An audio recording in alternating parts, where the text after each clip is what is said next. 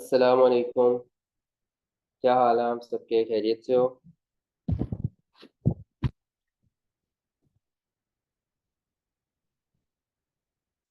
अच्छा भाई, चलो भाई आज की क्लास स्टार्ट करते हैं।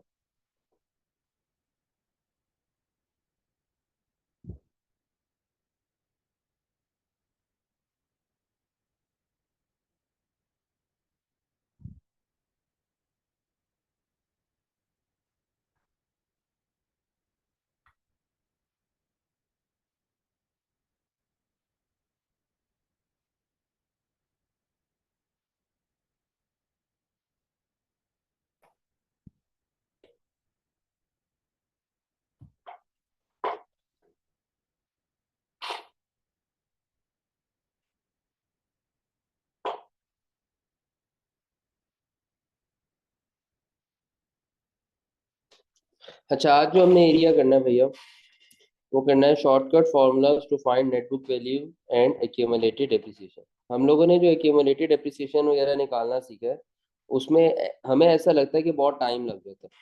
फॉर एग्जाम्पल, अगर आपको 4 साल बाद की एक्यूमुलेटेड डेप्रिसिएशन या नेटबुक वैल्यू चाहिए, तो हमें जो तरीका बता उसमें तो बहुत टाइम लग जाता है। तो कोई ऐसा शॉर्टकट तरीका हो कि जिससे हम 4 साल बाद की बजाय इसी के 4 साल का टेबल बनाने के हम डायरेक्टली कुछ फार्मूलाज को अप्लाई करें और हम एक्यूमुलेटेड डेप्रिसिएशन या नेटबुक वैल्यू फाइंड कर लें। अगर आपने 10 साल बाद की कोई एक्यूमुलेटेड डेप्रिसिएशन या नेटबुक वैल्यू निकालनी है किसी एसेट की, तो बजाय इसके कि आप 10 साल का टेबल बनाएं और फिर आपके पास एक्यूमुलेटेड डेप्रिसिएशन या नेटबुक वैल्यू आए, तो उसके कुछ शॉर्टकट फॉर्मूलाज होते हैं जिनको इस्तेमाल करके हम शॉर्टकट तरीके से क्या कर सकते हैं, नेटबुक वैल्यू या एक्यूमुलेटेड डेप्रिसिएशन फाइंड कर सकते हैं। ठीक है, पहले मैं बताता हूँ, यहीं पे लिखा हुआ है, यहीं से बताता हूँ। पहले हम स्ट्रेट लाइन मेथड में शॉर्टकट फॉर्मूलाज को सीखेंगे, फिर रिड्यूसिंग बैलेंस मेथड में। स्ट्रेट लाइन मेथड में एक्यूमुलेटेड डेप्रिसिएशन का शॉर्टकट फॉर्मूला हो सकता है depreciation per year. Depreciation divided by year नहीं है यहाँ पर। डेप्रिसिएशन पर ईयर का मतलब है डेप्रिसिएशन एक साल की एनुअल डेप्रिसिएशन जिसे कहते हैं। एक साल की डेप्रिसिएशन होती है, एक साल की है, तो सिंपल डेप्रिसिएशन समझ लें बस। ठीक है, क्यूमुलेटिव डेप्रिसिएशन आएगी स्ट्रेट लाइन मेथड में। डेप्रिसिएशन समझ लो,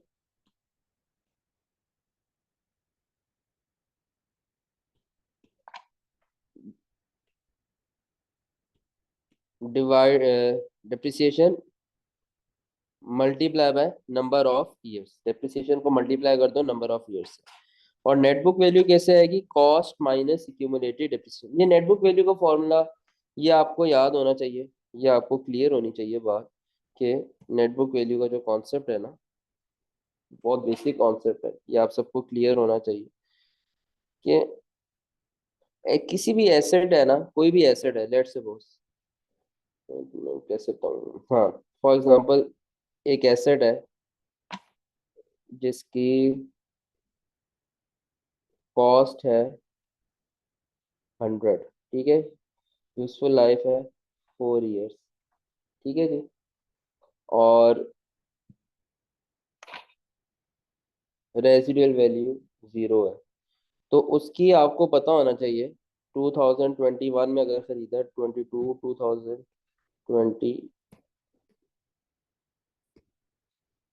2022,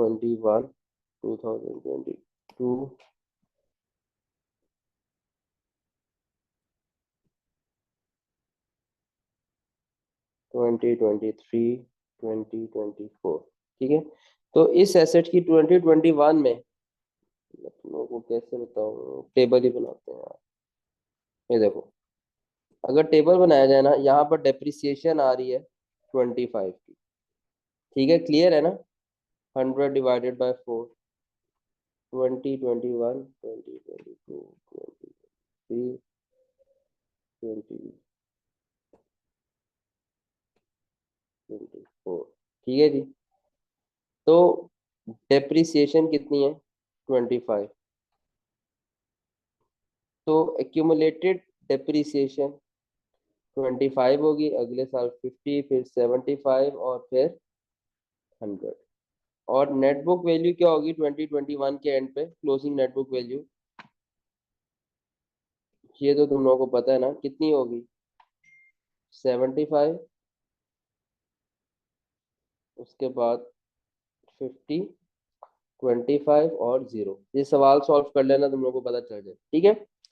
किसी भी टाइम पे, किसी भी साल में अगर एक्यूमुलेटेड डेप्रिसिएशन और नेटबुक वैल्यू को बराबर किया जाए, वो इक्वल आ जाती है। Accumulated depreciation plus netbook value equal होता है कॉस्ट के। 100, 100, 100, 100। हो क्या रहा होता है असल में, देखो, अगर लेट सपोज एक सर्कल है, पाई चार्ट जैसे बनाते हैं। पहले साल 2021 में एक्यूमुलेटेड डेप्रिसिएशन है 25%। ये एक्यूमुलेटेड डेप्रिसिएशन है 25%। और बाकी क्या है? ये सारा एरिया आपका क्या है? नेटबुक वैल्यू है। और पूरा सर्कल क्या है? पूरा सर्कल क्या है? पूरा सर्कल जो है ना, कॉस्ट है। पूरा सर्कल 100 है, उसमें से एक्यूमुलेटेड डेप्रिसिएशन 25%। फिर अगले साल क्या हो रहा है? कॉस्ट और एक्यूमुलेटेड डेप्रिसिएशन भी 50 हो गई। ठीक है, समझ लो ना यार, बस ड्राइंग पे ना मत जाओ। नेटबुक वैल्यू भी कितनी हो गई? 50 हो गई। ठीक है। टोटल सर्कल का साइज 100 ही है। फिर क्या हुआ? फिर आहिस्ता आहिस्ता, ये देखो, तीसरा साल आया और उसमें एक्यूमुलेटेड डेप्रिसिएशन हो गई 75। एक्यूमुलेटेड डेप्रिसिएशन हो गई 75। ठीक है। नेटबुक वैल्यू पीछे कितनी रह गई? 25। ठीक है, ये भी 100 ही है, टोटल 100 ही है। और फिर क्या हुआ? नेटबुक वैल्यू 0 हो गई और पूरे सर्कल में क्या रह गई? ईयर एंड में एक्यूमुलेटेड डेप्रिसिएशन 100 रह गई। ठीक है। तो समझ आ रही है बात? जैसे जैसे एसेट का टाइम गुजर रहा है, एसेट की कॉस्ट का नेटबुक वैल्यू ड्रॉप हो रही है और एक्यूमुलेटेड डेप्रिसिएशन ज्यादा हो रही है। बट एट एनी टाइम आप एक्यूमुलेटेड डेप्रिसिएशन और नेटबुक वैल्यू को कंबाइन करोगे तो वो इक्वल किसके होगा? कॉस्ट के होगा। ये समझ आ रही है बात? तो किसी भी जगह पे आपको ये पता होना चाहिए, इस इक्वेशन का पता होना चाहिए, cumulated appreciation plus net book value is equal to cost. Cost equals to accumulated depreciation plus net book value. अब इस एक इक्वेशन से हम दूसरा और तीसरा दो और इक्वेशंस डिराइव कर सकते हैं। यानी कि accumulated depreciation is equal to cost minus net book value. Asset की जितनी कॉस्ट है उसमें से जितनी उसकी औकात रह गई है, इन दोनों का डिफरेंस लोगे तो एक्यूमुलेटेड डेप्रिसिएशन आ जाएगी, यानी कि एसेट के अंदर कितना फॉल आ चुका है। और नेट बुक वैल्यू आपके पास कैसे आ सकती है? Cost minus accumulated depreciation. ये बात आप सबको क्लियर होनी चाहिए कॉन्सेप्चुअली, जो तीन मैंने चीजें हाईलाइट की है। कोई सवाल इस पे?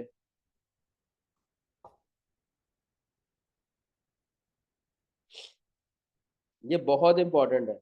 चलो गुड, एक बच्चा रिप्लाई कर रहा है, बाकी सारे शहजादे हैं।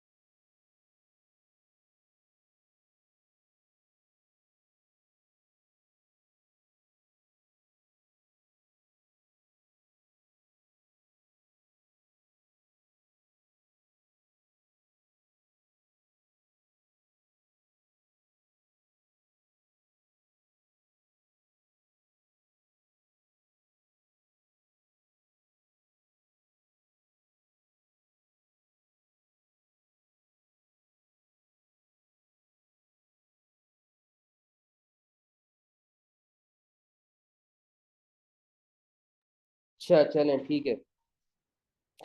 अ, अब आपको ये बात समझ आएगी। तो एक्यूमुलेटेड डेप्रिसिएशन अगर आप एक शॉर्टकट फॉर्मूला से निकालेंगे, शॉर्टकट फॉर्मूला एक्यूमुलेटेड डेप्रिसिएशन निकालने का, depreciation multiply by number of years. Straight line method में आपको पता है ना, हर साल डेप्रिसिएशन सेम होनी है, तो सिंपल डेप्रिसिएशन निकालो। और अगर आपको 4 साल की डेप्रिसिएशन चाहिए तो multiply by number of 4, multiply by 4 कर दो, नंबर ऑफ ईयर्स से मल्टीप्लाई कर दोगे, आपके पास ठक करके एक्यूमुलेटेड डेप्रिसिएशन आ जाएगी। फिर नेटबुक वैल्यू कैसे आएगी, कॉस्ट माइनस एक्यूमुलेटेड डेप्रिसिएशन करने से। ठीक है, और नंबर ऑफ ईयर्स में क्या है ये मैं बाद में बताता हूँ। एग्जांपल 18 पहले ट्राई करते हैं।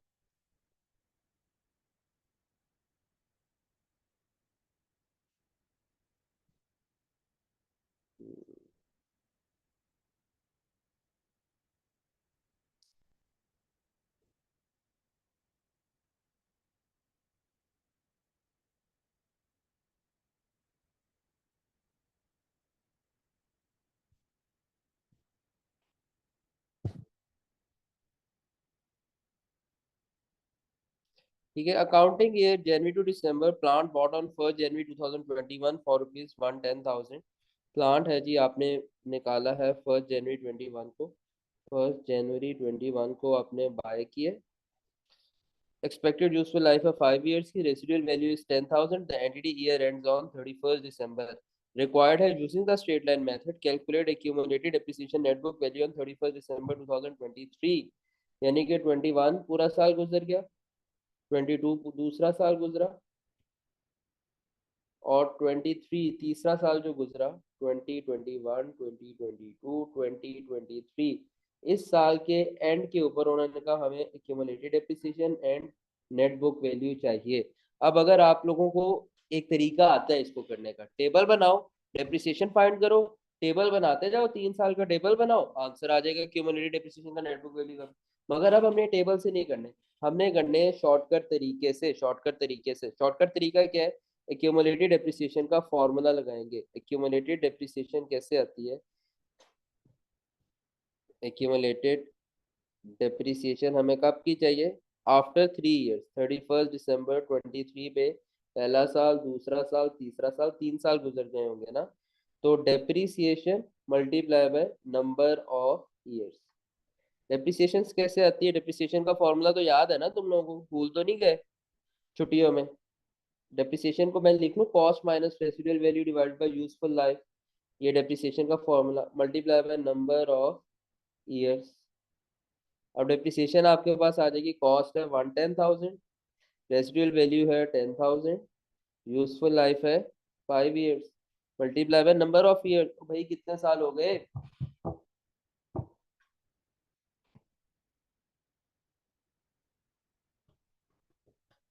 3 साल, multiply by 3। Depreciation per year क्या आती है, डेप्रिसिएशन पर ईयर सॉल्व कर दो, ये आपके पास आएगा। इस इक्वेशन को सॉल्व कर देते हैं, चलो। 25,000, 5 है sorry, 20,000, 20,000 multiply by 3, depreciation per year आ गई 20,000, नंबर ऑफ ईयर्स कितने, 3, 60,000 आपके पास एक्यूमुलेटेड डेप्रिसिएशन आ गई ठक करके। कैसा, अच्छा। अब एक और चीज पूछिए, नेटबुक वैल्यू। अब नेटबुक वैल्यू कैसे आएगी, नेटबुक वैल्यू कैसे आएगी, अभी ये मैं आपको बता के आया। नेटबुक वैल्यू आपके पास 31 दिसंबर 23 की ऐसे आएगी, कॉस्ट में से अगर आप माइनस कर दोगे ना, क्यूमुलेटेड डेप्रिसिएशन 31 दिसंबर 23 तक कितनी है, तो आपके पास नेटबुक वैल्यू आ जाएगी। कॉस्ट कितनी थी, 110,000, क्यूमुलेटेड डेप्रिसिएशन कितनी है, ये जो आपने अभी फाइंड की है ना 60,000, ये लिख दो 60,000, तो ये आपके पास आ जाएगा जी 50,000, आपके पास नेटबुक वैल्यू आ गई। कुछ समझ आई।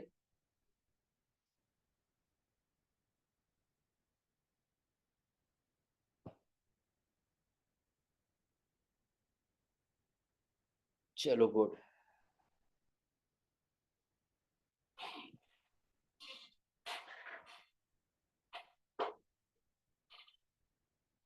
एग्जाम्पल 19 करते हैं।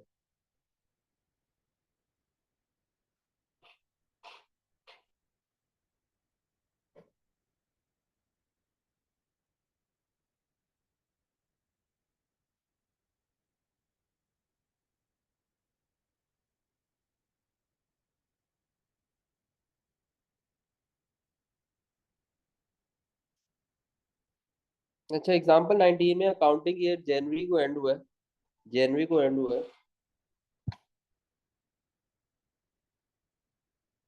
अकाउंटिंग ईयर जनवरी को एंड हुआ है, January sorry accounting year January to December है।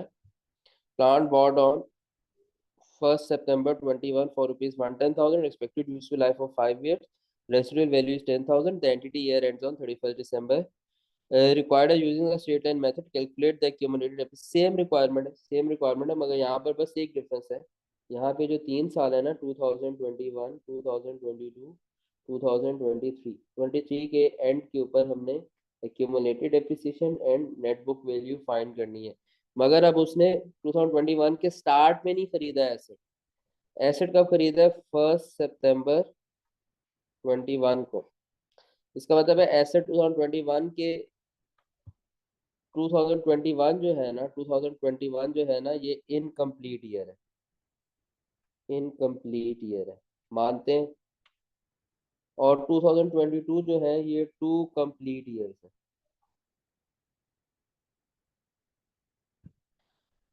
तो आपने 2 कंप्लीट ईयर्स के बाद और इनकम्प्लीट ईयर के 4 महीने के बाद की क्यूमुलेटेड डेप्रिसिएशन और नेटबुक वैल्यू निकालनी है। 4 महीने इनकम्प्लीट ईयर, 4 महीने सितंबर, यानी कि आपने क्यूमुलेटेड डेप्रिसिएशन अब 3 सालों की नहीं निकालनी। आपने 1 सितंबर से लेके 31 दिसंबर 23 के एंड तक निकालनी, जिसके अंदर 2 कंप्लीट ईयर्स है और एक इनकम्प्लीट ईयर के 4 मंथ्स।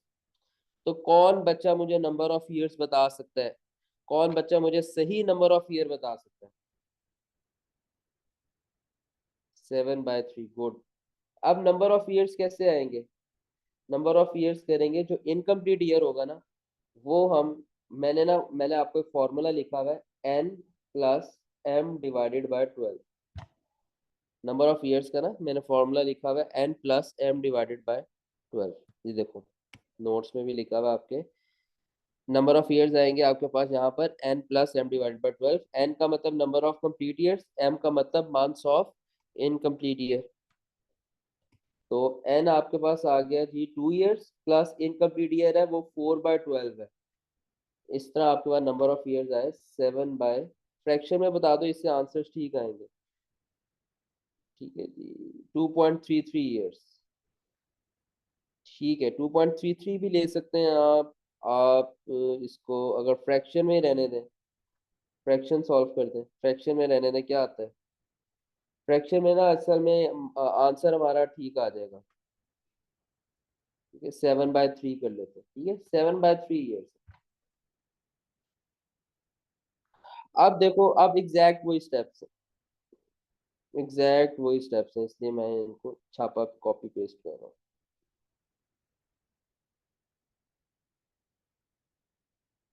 ये देखो,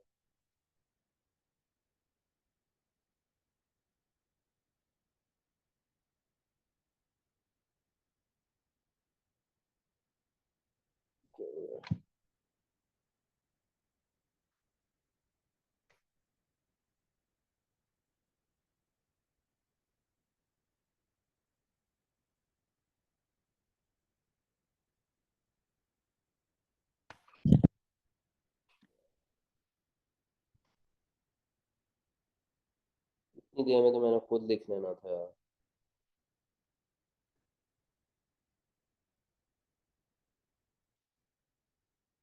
अच्छा जी, देखो, अब एक क्यूमुलेटेड डेप्रिसिएशन कैसे आएगी? Depreciation multiply by number of years. Depreciation तो ऐसे ही आएगी, कॉस्ट, क्योंकि देखो कॉस्ट रेसिडुअल वैल्यू भी है, ये भी यही है, मगर नंबर ऑफ ईयर्स चेंज हो जाएंगे, और नंबर ऑफ ईयर्स अब कितने आ जाएंगे? 7/3। तो अब 20,000 मल्टीप्लाई बाय 7/3 करो, क्या आंसर आता है क्यूमुलेटेड डेप्रिसिएशन का?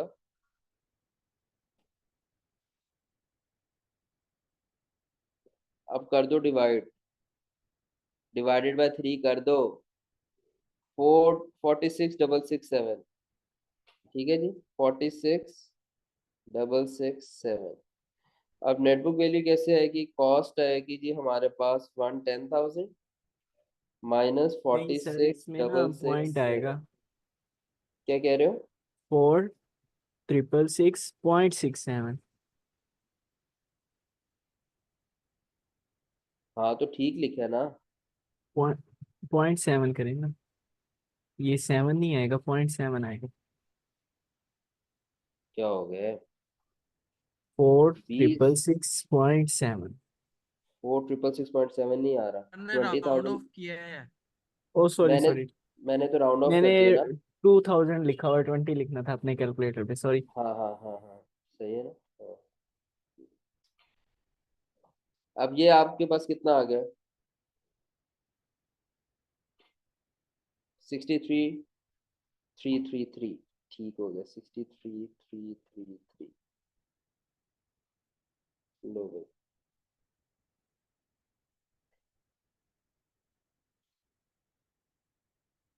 ये इतनी जल्दी हो जाता है?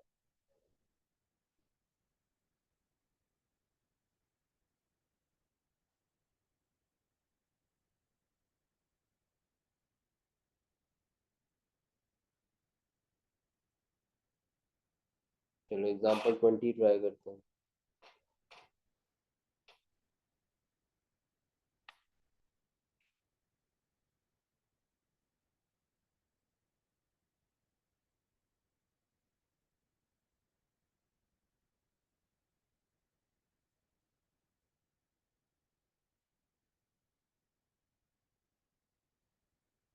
अकाउंटिंग ईयर है जनवरी टू दिसंबर।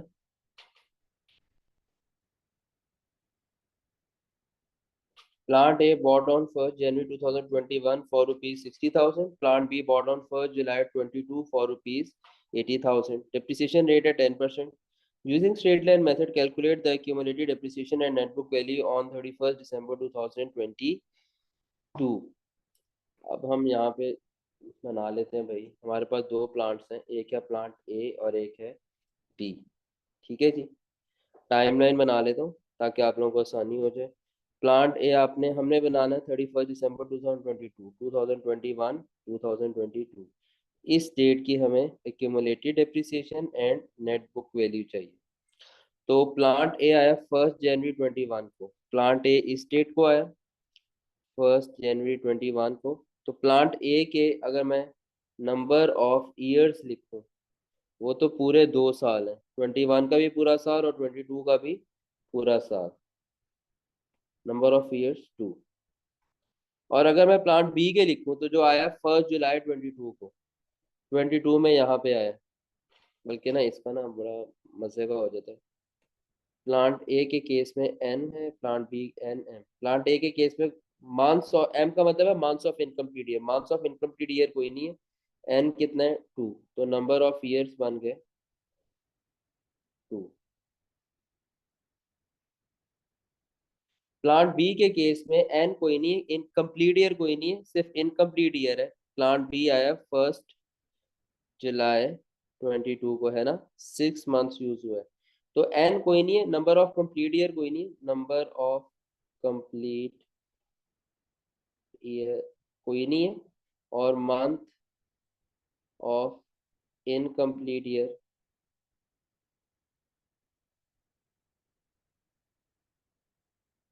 2 मंथ्स है। तो नंबर ऑफ ईयर जहाँ बन गया 2/12। ठीक है जी। 2 क्यों लिखे, सॉरी। 6 मंथ्स है। 6 मंथ्स है। 6/12। अब ठीक है, अब प्लांट ए के ऊपर बी के ए की क्यूमुलेटेड डेप्रिसिएशन आएगी। वो इसी तरह depreciation multiply by number of years. B में भी ऐसे ही आएगी, depreciation into number of years. अब डेप्रिसिएशन आ जाएगी। मैं यहाँ पे डायरेक्ट कर रहा हूँ, आप लोगों को पता है ए की कॉस्ट है 60,000।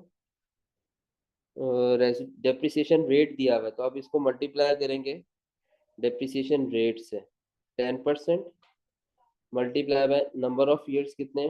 2। आंसर आ जाएगा। बी में कैसे आएगी डेप्रिसिएशन? प्लांट बी की कॉस्ट है 80,000। Cost multiply bye depreciation rate 10%, multiply by 6/12। जी बताइए।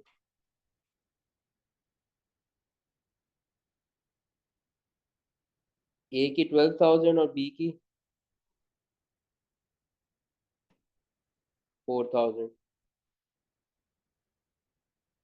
अब रह गई नेटबुक वैल्यू, तो cost minus accumulated depreciation, cost minus accumulated depreciation.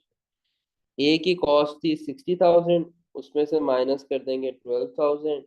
B की कॉस्ट थी 80,000, उसमें से माइनस कर देंगे 4,000। ये आपके पास आ गई जी 76,000, और ये आपके पास आ गई जी 48,000। ले भाई, कोई कंफ्यूजन इसके अंदर? अब ये थे स्ट्रेट लाइन मेथड। इसके बी पार्ट्स आप लोगों ने कर लेने हैं ताकि आप लोगों की एक अच्छी प्रैक्टिस हो जाए। इसके बी पार्ट्स आप लोगों ने कर लेने हैं।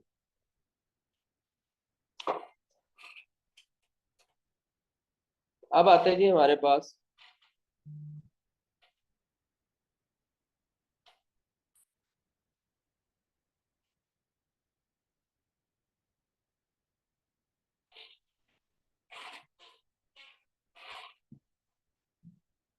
एग्जाम्पल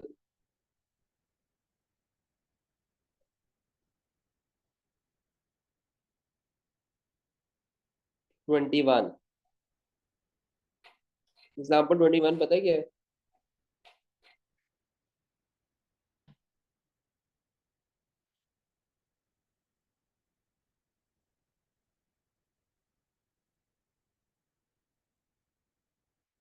एग्जाम्पल 21 में आपने शॉर्टकट फॉर्मूला जो लगाना है ना, वो किसका लगाना है पता है आपको?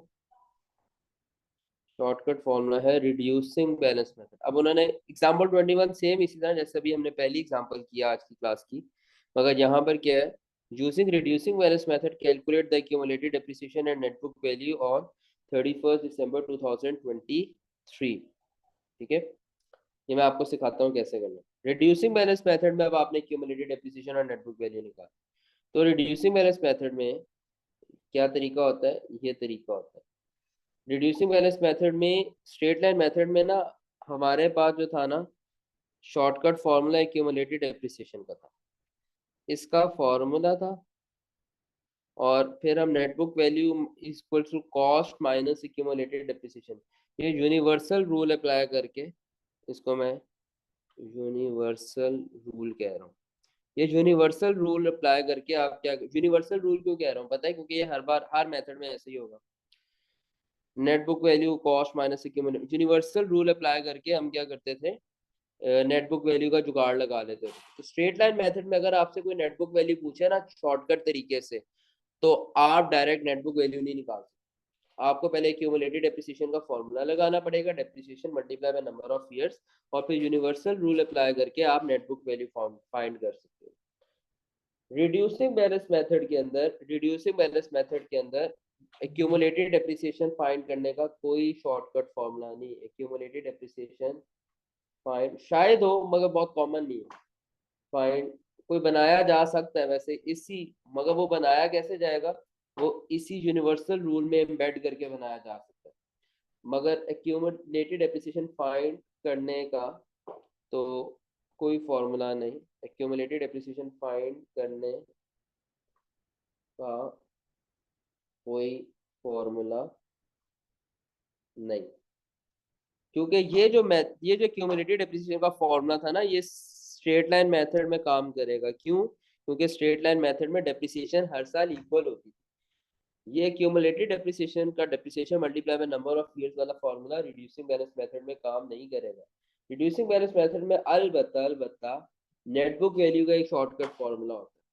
तो हम नेटबुक वैल्यू का फॉर्मूला रिड्यूसिंग बैलेंस मेथड में याद करेंगे, और फिर accumulated depreciation equals to cost minus net book value universal rule के थ्रू। यूनिवर्सल रूल जो है हमारा कि cost equals to accumulated depreciation plus net book value, उस यूनिवर्सल रूल के थ्रू हम एक्यूमुलेटेड डेप्रिसिएशन फाइंड कर लिया करेंगे। ये बहुत हेल्पफुल है। ये FY1 में तुम लोगों की सोच है कितना फायदेमंद चीज है जो मैं तुम लोगों को भी बता रहा हूँ। तो यहाँ तक बात क्लियर है सबको? यहाँ तक बात सबको क्लियर है? चलो आगे चलते हैं।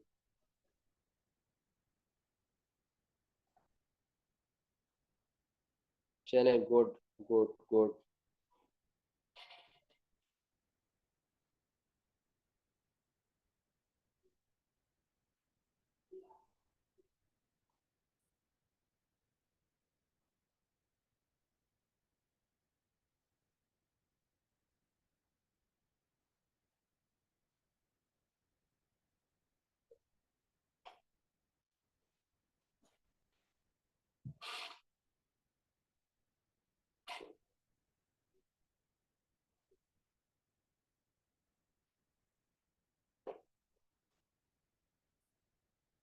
अच्छा, ये फॉर्मूला क्या है, कैसे करना है, ये मैं आपको सिखा देता हूँ, आपने टेंशन ही नहीं लेनी।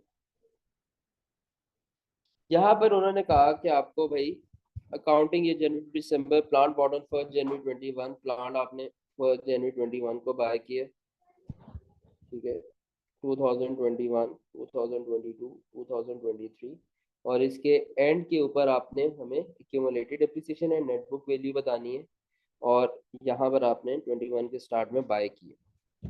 डेप्रिसिएशन रेट 10% है, residual value is 10,000, 90 year and में 31 दिसंबर। अब करना ये है, सिंपल सोचो। सबसे पहले हमने नेटबुक वैल्यू फाइंड करनी है। यहाँ नेटबुक वैल्यू का फॉर्मूला है shortcut, is equal to cost multiply by 1 - r into n, where n is equal to number of complete years,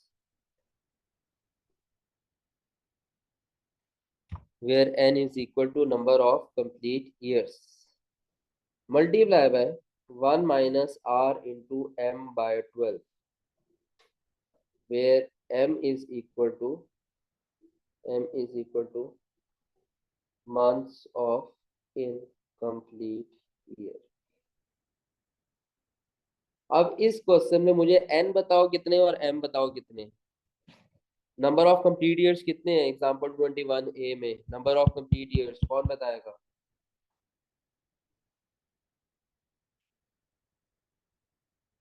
अच्छा, नेटबुक वैल्यू, इसका इसका इसका बहुत बहुत क्लियर लॉजिक है नेटबुक वैल्यू का, मगर अभी मैं तुम लोगों को बताना नहीं चाह रहा। बहुत बहुत सिंपल लॉजिक है, तो ये तुम लोग समझ लो कि हमने अपने वो मिस्टर मैथ्स को फोन लगाया था, उसने हमें छोटा फॉर्मूला बना के दे दिया। नंबर ऑफ कंप्लीट ईयर्स कितने, 2 years, 3 years. Months of incomplete 0, incomplete year है ही नहीं, तो मंथ्स ऑफ इनकम्प्लीट ईयर भी क्या हो गए, 0। इनकम्प्लीट ईयर है ही कोई नहीं, तो मंथ्स ऑफ इनकम्प्लीट ईयर भी कितने हो गए, 0। अब तुम लोगों ने करना ये है, देखो, फॉर्मूला अप्लाई करना। कॉस्ट कितनी है, 100,000, मल्टीप्लाई बाय 1 - r का मतलब तो रेट है ना, डेप्रिसिएशन रेट को r क्या है। अब 1 है ना, तो 0.1 लिखना भाई, 100 ना लिख देना, 10 ना लिख देना, सॉरी। n आ जाएगा यहाँ पर 3, मल्टीप्लाई बाय 1 - 0.1 मल्टीप्लाई बाय 0/12, तो ये आपके पास इक्वेशन बचेगी 100,000 multiply by 1 - 0.1 into 3 multiply by 1। सही है ना, ये तो 0 हो गया ना।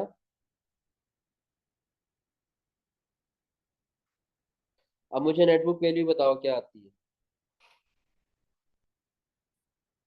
72,900, 72,900, 72,900। अब नेटबुक वैल्यू फॉर्मूला से और एक्यूमुलेटेड डेप्रिसिएशन भी फाइंड करनी है 31 दिसंबर 23 को। ये आएगी यूनिवर्सल रूल से, यानी कि cost minus net book value, जो 31 दिसंबर 23 पे है। कॉस्ट हमारे पास 10,000, सॉरी सॉरी 100,000, -72,900। जी बताओ भाई, ज्यादा क्या आंसर है, 27,100।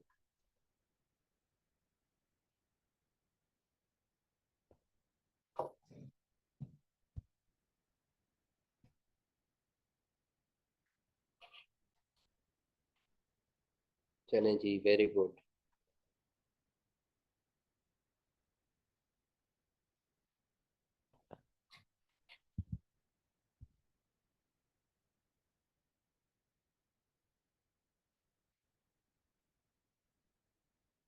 अगली एग्जांपल करें, 22।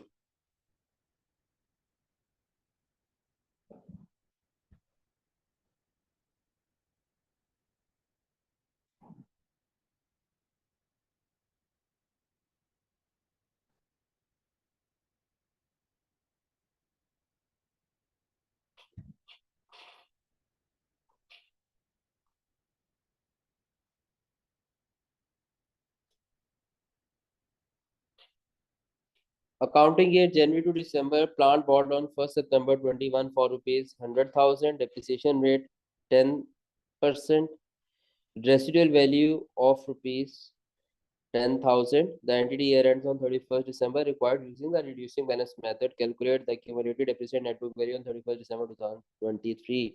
अब यहाँ पे टाइमलाइन बनाओ जरा. आपने accumulated depreciation और net book value फाइंड करनी है 31st December 23 पे. 2023 भी है आपके पास, 2022 भी है, 2021 भी है, मगर इसके स्टार्ट में नहीं आया. कब आया? 1 सितंबर 21 में. तो 21 में यहाँ पर 1 सितंबर को आया. तो इसका मतलब है 21 आपका क्या है? इनकम्प्लीट ईयर है. और कितने मंथ्स बच गए इनकम्प्लीट ईयर के? 4 मंथ्स. तो यहाँ पर n इज इक्वल टू, यहाँ पे तो 2 इयर्स कंप्लीट है ना, ये 2 कंप्लीट ईयर्स है.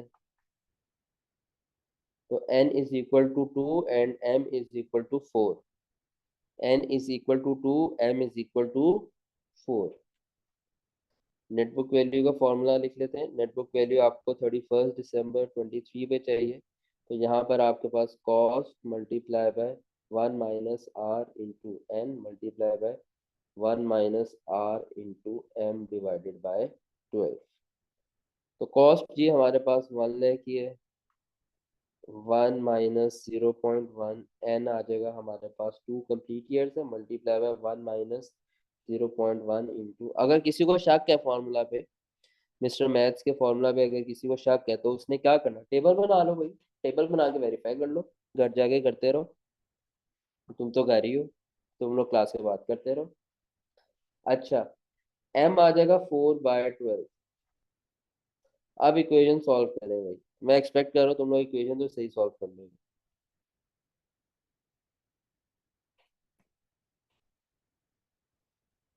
78,300 चैनल.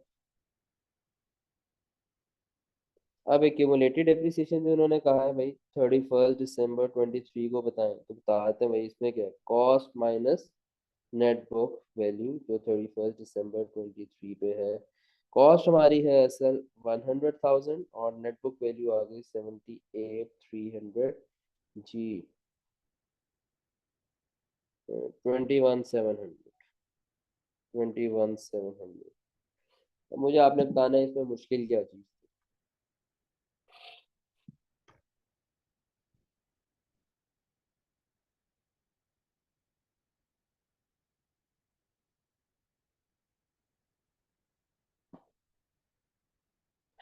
चले जी, वेरी गुड, वेरी गुड. तो बहुत अच्छी बात है यार. चलो गुड.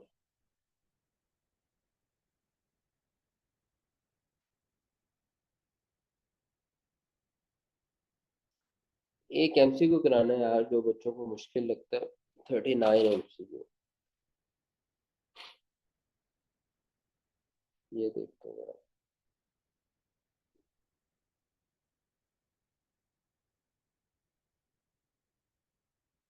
स्पीड तेज तो नहीं है मेरी? स्पीड ठीक है?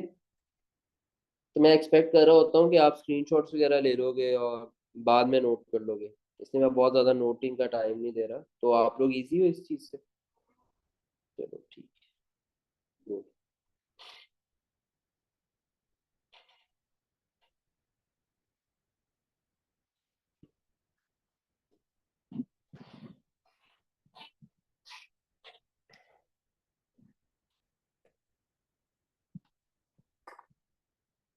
An entity which makes up its accounts annually to 31st December provides for depreciation of its machinery at the rate of 10% per annum using reducing balance method. Depreciation rate है 10%. Method कौन सा है? Reducing balance method. Depreciation rate 10%. Method reducing balance method. ठीक है जी. और accounts बनते हैं उसके 31st December year and. On 31st December 2016, the machinery consisted of 3 items purchased as under. 31st December 16 के ऊपर हमारे पास 3 तरह की मशीनरी है. मशीन ए, मशीन बी और मशीन सी. ए को खरीदा 1 जनवरी 14 को जिसकी कॉस्ट है 3 मिलियन. बी को खरीदा 1 अप्रैल 15 को जिसकी कॉस्ट है 2 मिलियन, और सी को खरीदा है 1 जुलाई को जिसकी कॉस्ट है 4 million. What would be the depreciation charge for the year 2016? 2016 की डेप्रिसिएशन चार्ज क्या होगा? 2016 में डेप्रिसिएशन क्या आएगी? क्लियर हो गई बात? आपको पता है डेप्रिसिएशन कैसे आती है 2016? लेट्स सपोज अगर आपने 2016 की डेप्रिसिएशन फाइंड करनी है ना, तो 2016 में तीन एसेट्स हैं, ए, बी और सी। अगर आप ओपनिंग नेट बुक वैल्यू में से लेस कर दोगे, सॉरी डेप्रिसिएशन निकालनी है, ओपनिंग नेट बुक वैल्यू को मल्टीप्लाई करोगे डेप्रिसिएशन रेट से, मल्टीप्लाई कर दोगे m/12 से, तो आपके पास क्या आ जाएगी? डिप्रिसिएशन आ जाएगी। क्लियर है बात? रिड्यूसिंग बैलेंस मेथड में डिप्रिसिएशन कैसे आती है? ओपनिंग नेट बुक वैल्यू को डिप्रिसिएशन रेट से मल्टीप्लाई करो, मल्टीप्लाई करो m/12 से, तो आपके पास क्या आ जाएगी? डिप्रिसिएशन आ जाएगी। अब यहाँ पे सीन ये है, यहाँ पे सीन ये है कि आपके ओपनिंग नेट बुक वैल्यू चाहिए, आपको ओपनिंग नेट बुक वैल्यू चाहिए। समझ आ रही है बात? ओपनिंग नेट बुक वैल्यू आपको चाहिए। एक मशीन जो है ना, मशीन सी, वो आपने खरीदी है 1 जुलाई 16 को 4 मिलियन की। तो 1 जुलाई 16 को खरीदी है और आपका ईयर एंड क्या है? 2016। तो इसके ऊपर तो पहली डेप्रिसिएशन चार्ज होनी, तो जब पहली बार डेप्रिसिएशन चार्ज होनी होती है तो क्यूमुलेटिव डेप्रिसिएशन तो होती नहीं। तो मशीन सी की कॉस्ट कितनी बन जाएगी? 4 मिलियन। मशीन सी की जो ओपनिंग नेटबुक वैल्यू है वही उसकी क्या बन जाएगी? कॉस्ट बन जाएगी, क्योंकि ये परचेज की है, क्योंकि ये परचेज की है ड्यूरिंग 2016। तो मशीन सी में ओपनिंग नेटबुक वैल्यू, ये देखो ना, एक एक एसेट 1 जुलाई 16 को लिया है, उसकी 2016 को डेप्रिसिएशन निकालनी है, तो जो उसकी कॉस्ट है वही उसकी ओपनिंग नेटबुक वैल्यू है। इसके ऊपर डेप्रिसिएशन रेट लगा देंगे, मल्टीप्लाई बाय 10%, मल्टीप्लाई बाय कितने महीने इस्तेमाल की होगी? 1 जुलाई को अगर आई है जुलाई 16, तो ये 6 महीने यूज हुई है इंटू 6/12। मशीन सी पे तो निकालो ना डेप्रिसिएशन। मशीन सी की डेप्रिसिएशन में किसी को कोई प्रॉब्लम?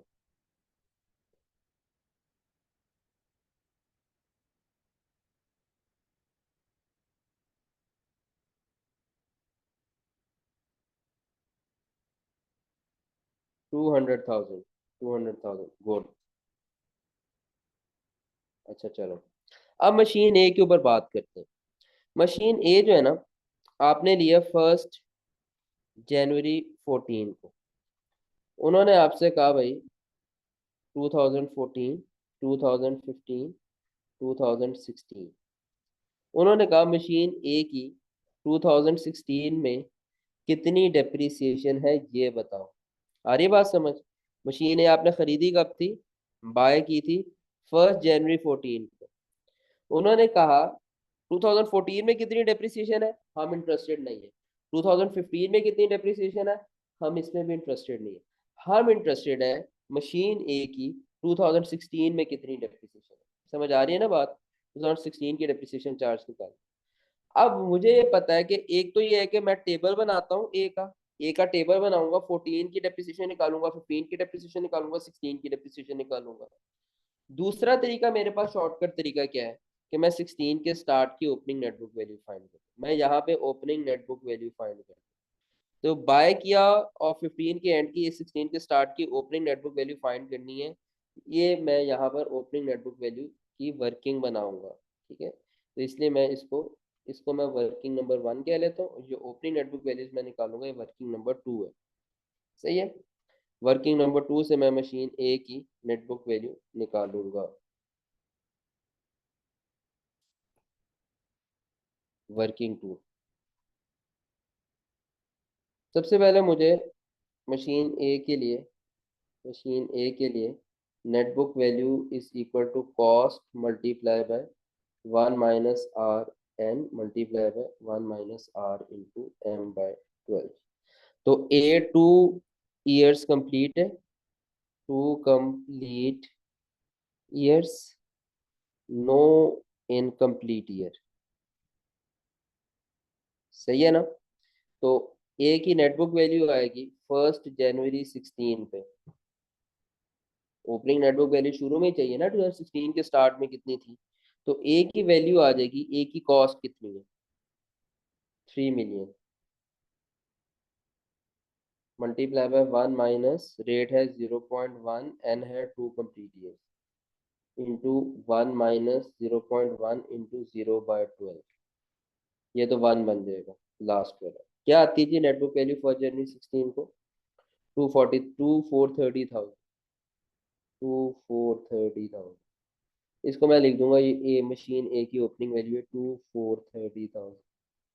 अब मैं इस पे सिंपल 2016 की डेप्रिसिएशन के लिए डेप्रिसिएशन रेट निकाल लूंगा।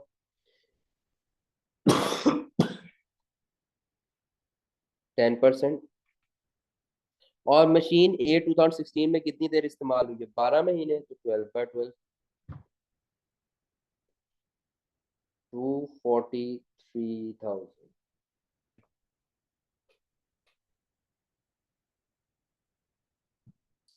कोई कंफ्यूजन जहाँ तक।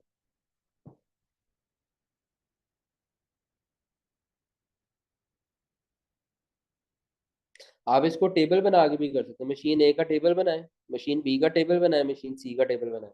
मशीन ए का टेबल बनाए 2016 के, देखें कितनी डेप्रिसिएशन है। मशीन बी का टेबल बनाए, देखें कितनी डेप्रिसिएशन है। मशीन सी का तो बन ही आसानी से जाएगा। तो आप इसको टेबल बना के भी कर सकते हैं, मगर आप इसको इस तरीके से भी कर सकते हैं। अच्छा, मशीन बी के ऊपर हम बात करते हैं। हमें 2016 की डेप्रिसिएशन चाहिए, और मशीन बी की हमें 2016 के स्टार्ट की ओपनिंग नेटबुक वैल्यू चाहिए। इस डेट की हमें नेटबुक वैल्यू चाहिए मशीन बी की।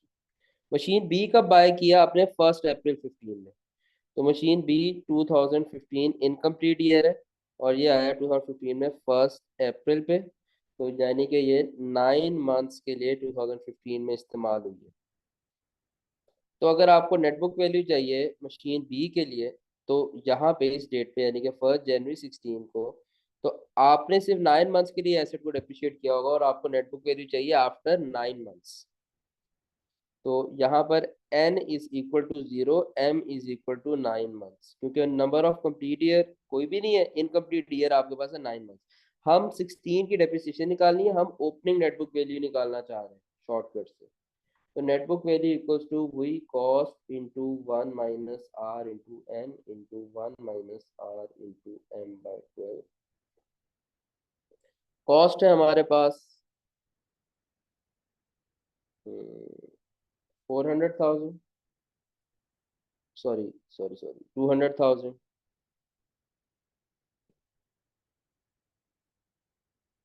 2 million, sorry 2 million, into 1 - r 0 into, sorry r तो है, n 0, 1 - r तो 0.1 into 0 into 1 - r into m/12, 9/12। तो अब ये आपके पास बन जाएगा 2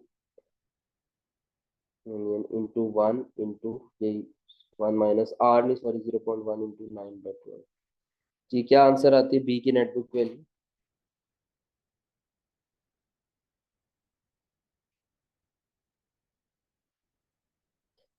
1850,000। तो मशीन बी की वैल्यू आ गई 1850,000।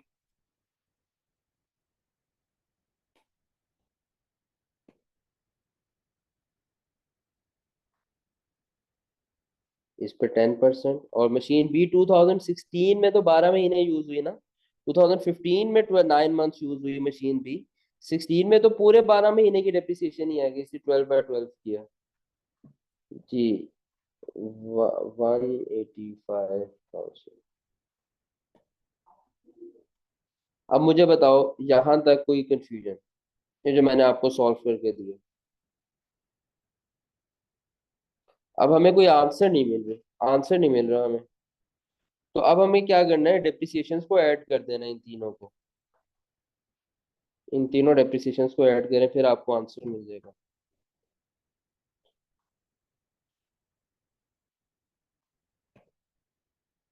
बी आंसर है जी 628,000। इनको ऐड करें 628,000 बनता है। बी आंसर है।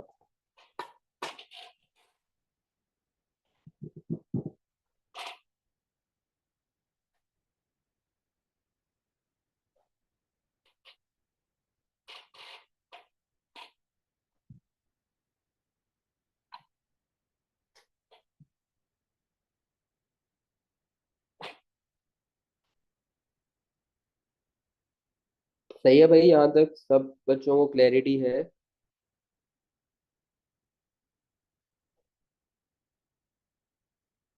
चलिए, very good, very good.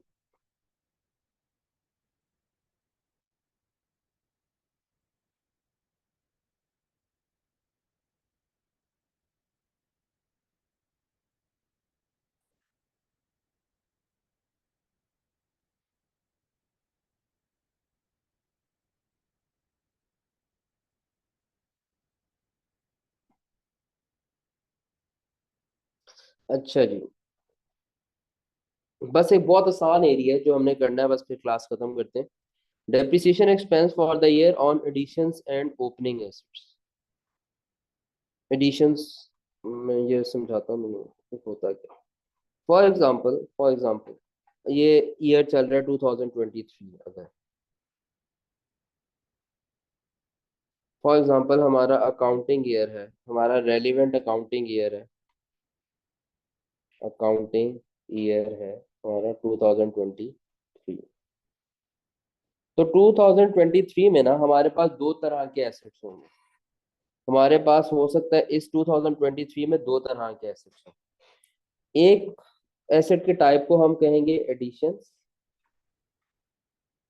Editions उन एसेट्स को कहेंगे जो एसेट्स परचेज किए जाते हैं, assets purchase during the year. जिन एसेट्स को ड्यूरिंग द ईयर परचेज किया जाएगा उनको एडिशंस कहा जाएगा। और फिर एक एसेट्स होंगे जिन्हें हम कहेंगे ओपनिंग एसेट्स। ये वो एसेट्स होंगे ये वो एसेट्स होंगे परचेज्ड इन प्रीवियस ईयर्स। जो एसेट्स पर पिछले सालों में परचेज किए होंगे, यानी कि 2023 के स्टार्ट में ही आपके पास ओपनिंग एसेट्स मौजूद होंगे, क्योंकि उनको तो आपने पिछले सालों में परचेज किया हुआ है ना। तो वो तो आपके पास वो क्या होंगे एसेट जो आपने आपने करंट ईयर में जो एसेट्स को बाय नहीं किया, प्रीवियस ईयर्स में उन एसेट्स को बाय किया था, उन एसेट्स को आप कहोगे ओपनिंग एसेट्स। और जिन एसेट्स को आपने करंट ईयर में बाय किया, यानी कि लेट सपोज करंट ईयर में बाय किया, उन एसेट्स को आप कहोगे एडिशंस। ठीक है, तो ये दो वर्ड्स की समझ आ गई, एडिशंस किन्हें कहेंगे और ओपनिंग एसेट्स किसे कहेंगे। इन दोनों पे इन दोनों को बताने का मकसद क्या है, एडिशंस और ओपनिंग एसेट्स, इन दोनों एसेट्स की टाइप्स को अलग करने का मकसद ये है कि जो एडिशंस होंगे ना, इनके ऊपर लेस देन 12 मंथ्स की डेप्रिसिएशन चार्ज होगी, और जो ओपनिंग एसेट्स है उनके ऊपर 12 मंथ्स की डेप्रिसिएशन चार्ज हुआ करेगी, क्योंकि ये तो पूरे 12 महीने इस्तेमाल हुए होंगे। तो ये जो ओपनिंग एसेट्स है इन पे 12 मंथ्स, याद रखना, 12 months depreciation shall be always, 12 month depreciation shall be charge. और एडिशंस में क्या होगा, एडिशंस में क्या होगा, ये जो एडिशनल एसेट्स होंगे आपके पास, इनके अंदर आपने याद रखना है कि depreciation shall be charged for number of months asset is available for use, asset is available for use। तो ओपनिंग एसेट में हमेशा 12 महीने की डेप्रिसिएशन आती है, और जो एडिशंस होते हैं उनके ऊपर यह एन बाय 12 टाइम फ्रैक्शन से मल्टीप्लाई करना पड़ेगा। उतने मंथ्स के लिए डेप्रिसिएशन आएगी एडिशंस पे जितने मंथ्स के लिए इनको आपने इस्तेमाल किया होगा। अब एक सवाल से सारी बात मैं आपको वाजिया कर देता हूँ, बहुत क्लैरिटी के साथ आपको ये बात समझ आएगी। MCQ number 44।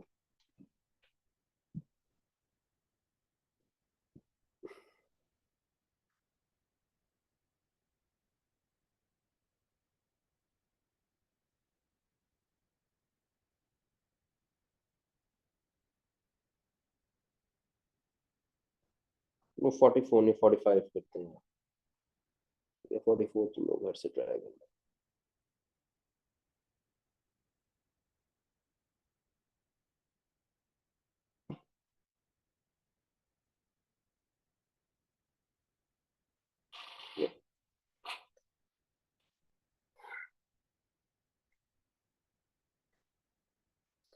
At financial year end of 31st December 2020, an entity reported the following in its statement of financial position.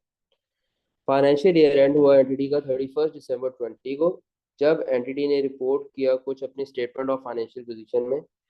Property plant and equipment at cost, accumulated depreciation 260। कब रिपोर्ट किया? 31 दिसंबर 20। 31 दिसंबर 20 पे कंपनी के पास प्रॉपर्टी प्लांट एंड इक्विपमेंट थी 860 की, accumulated depreciation थी 260। इसका मतलब है 600 क्या आ रही है? नेट बुक वैल्यू आ रही है। ऑन 31 अगस्त 2021 के बीच में entity purchase another item of ₹100,000। Depreciation starts at 20% per annum on pro rata basis using the reducing balance method. What is the depreciation charge for the year ended 31st December 2021? 31st December 21 में depreciation charge कितना है? अब देखो यहाँ पर तुम लोग ये देखो कि आपके पास ईयर रेलिवेंट ईयर क्या है जिसकी डेप्रिसिएशन फाइंड करनी है? 2021। कुछ अब 2021 में ऐसे एसेट्स हैं जो 1 जनवरी 21 को ही आपके पास होंगे, उन्हें आप क्या कहते हो? Opening assets. और कुछ एसेट्स ऐसे हैं जिनको आपने परचेज किया है 31 अगस्त 21 को, ठीक है जी। उन एसेट्स को क्या कहोगे? उन एसेट्स को कहेंगे 31 अगस्त 21 को जिन एसेट्स को परचेज किया उन्हें आप क्या कहोगे? एडिशन। ओपनिंग एसेट्स की कॉस्ट है 860, क्योंकि वो 31 दिसंबर 20 को भी आ रहे थे। उसकी एक्यूमुलेटेड डेप्रिसिएशन थी 260, दोबारा से लिख रहा हूँ तुम लोगों के लिए। और उसकी नेट बुक वैल्यू कितनी है? 600। और जो एडिशंस किए हैं उनकी कॉस्ट आपको गिवन है कितनी है? 100 मिलियन। आपने डेप्रिसिएशन फाइंड करनी है, आपने डेप्रिसिएशन फाइंड करनी है using reducing balance method used for. Additions कितनी देर के लिए इस्तेमाल हुए होंगे बताओ? सितंबर, अक्टूबर, नवंबर, दिसंबर, 4 मंथ्स। ये जो एडिशंस हैं ये यूज किए, ये यूज फॉर 4 मंथ्स। तो इनके ऊपर 4 मंथ्स की डेप्रिसिएशन आनी, इनके ऊपर 12 मंथ्स डेप्रिसिएशन आनी, ये पूरा साल इस्तेमाल हुआ। अच्छा जी, चलो अब मैं डेप्रिसिएशन निकाल रहा हूँ। Depreciation, depreciation for the year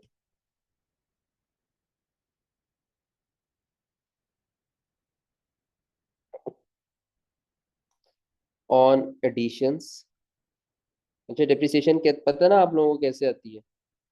opening net book value multiply by rate, reducing balance method है भाई। ओपनिंग नेट बुक वैल्यू पे रेट लगेगा, मल्टीप्लाई बाय M/12। ठीक है जी।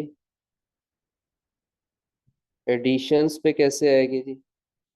ओपनिंग नेट बुक वैल्यू है 100, रेट है, रेट है जी, इन्होंने बताया हुआ 20%, 0.2 मल्टीप्लाई बाय 4/12। हाँ भाई कितनी आती है?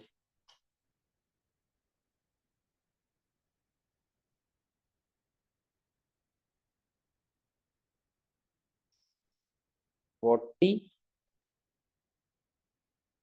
दोबारा चेक करो रहमान। 6.67 ऑन।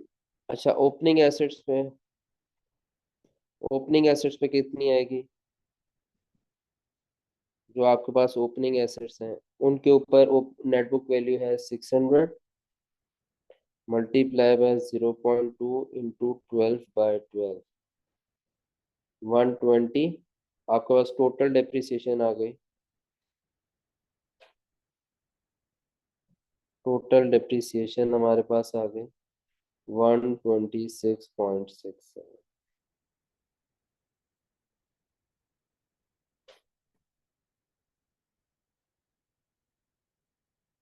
हाँ भाई, कैसे? आसान है।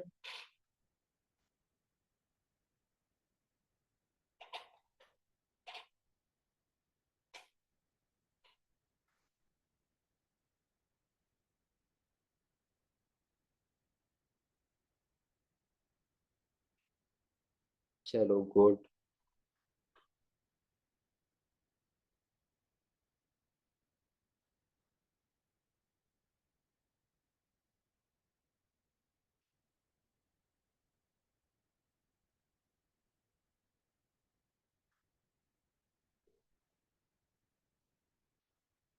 अच्छा।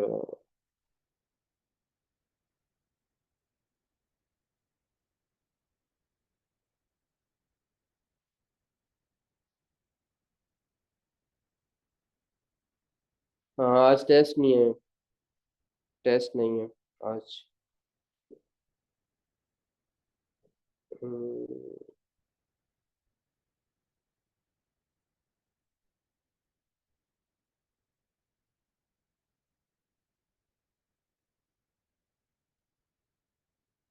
46 MCQ करते हैं।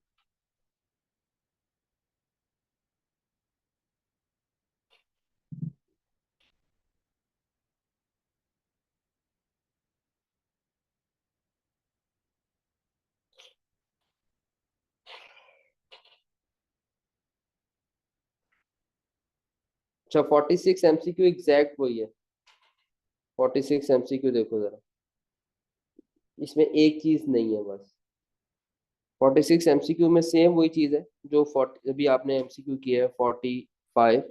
46 MCQ में एक चीज है नहीं। वो ये कहते हैं, ये जो ये ऐसी कॉस्ट है, ये ओपनिंग एसेट्स है आपके पास, ये आपके पास ओपनिंग एसेट्स है। उन्होंने कहा the cost amounting to 860 million includes 150। ये जो 860 है ना, इसमें 150 है relating to freehold land. इसके अंदर 150 का क्या है, लैंड है। और वो बाकी सेम है, 31 अगस्त को परचेज किया जाता है आइटम ऑफ इक्विपमेंट 100, ये आपके पास एडिशन है। और ये आपने 4 मंथ्स की इसके ऊपर डिप्रिसिएशन आनी, क्योंकि 31 अगस्त 21 को 21 तो 4 महीने, ठीक है, सितंबर अक्टूबर नवंबर दिसंबर। डेप्रिसिएशन 20% है यूजिंग रिड्यूसिंग बैलेंस मेथड। क्या डेप्रिसिएशन चार्ज होगा फॉर द एंड 31 दिसंबर 2021? तो आप ये देखो कि अब जो आपके पास ओपनिंग एसेट्स है ना, इसको मैं सेग्रीगेट करता हूँ। जो आपके पास ओपनिंग एसेट्स हैं वो दो तरह के, एक है लैंड उसमें और एक है आपके पास अदर्स।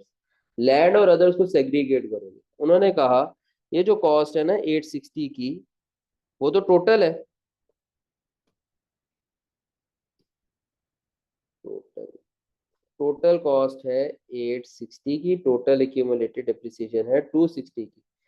इस और फिर आपके पास टोटल नेटबुक वैल्यू आ रही थी 600, ठीक है ना। उन्होंने कहा इस टोटल में से 150 का लैंड है, तो अदर एसेट्स कितने के हो गए? 860 - 150। 860 - 150, 710। 710 के अदर एसेट्स हैं। एक्यूमुलेटेड डेप्रिसिएशन, लैंड तो डेप्रिशिएट होता ही नहीं है, तो एक्यूमुलेटेड डेप्रिसिएशन 260 किसकी है? अदर एसेट्स की। तो नेटबुक वैल्यू लैंड की कितनी होगी? 600 में से 150। तो बाकियों की कितनी हुई फिर? आपको पता है 450। अब जो डेप्रिसिएशन चार्ज होगी वो इस 450 के ऊपर चार्ज होगी। लैंड आपको पता है डेप्रिशिएट नहीं होते। अब सिंपल बात ये है, ये depreciation expense for the year कैसे आएगा, ये देखो। यहाँ पर हम ये कहेंगे सिंपल कि यहाँ पर जो ओपनिंग एसेट्स है ना, यहाँ पे जो हमारे पास ओपनिंग एसेट्स हैं उधर 600 नहीं आप लिखेंगे, क्योंकि उस 600 में से 150 का लैंड है। 450 आएगा, जिसकी वजह से ये वाली वैल्यू चेंज होगी 120 की। मुझे बताओ क्या आती है? 90। और ये आपके पास अब टोटल डेप्रिसिएशन 96.67 आ जाएगी। ध्यान से देख लो, आपको समझ आती है बात?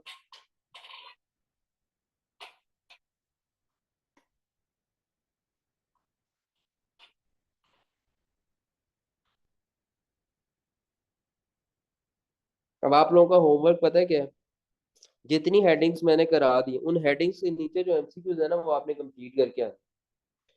जितनी हेडिंग्स मैंने करा दी हैं, उन हेडिंग्स के नीचे जो एमसीक्यूज है वो कंप्लीट कर गए, यानी कि जैसे 46 वाली हेडिंग करा दी है ना, कि मैंने depreciation for the year on addition on opening assets की हेडिंग मैंने करवा दी है, तो आपका होमवर्क अभी है कि आपने एमसीक्यू 50 तक करके आना। और इसी तरह आप आ जाओ।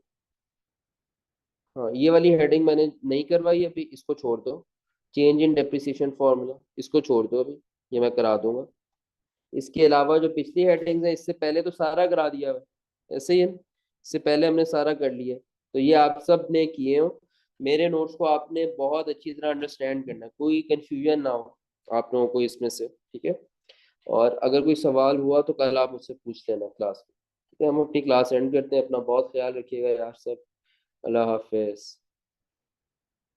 आज की क्लास में से किसी का कोई सवाल है तो मुझसे पूछ लें।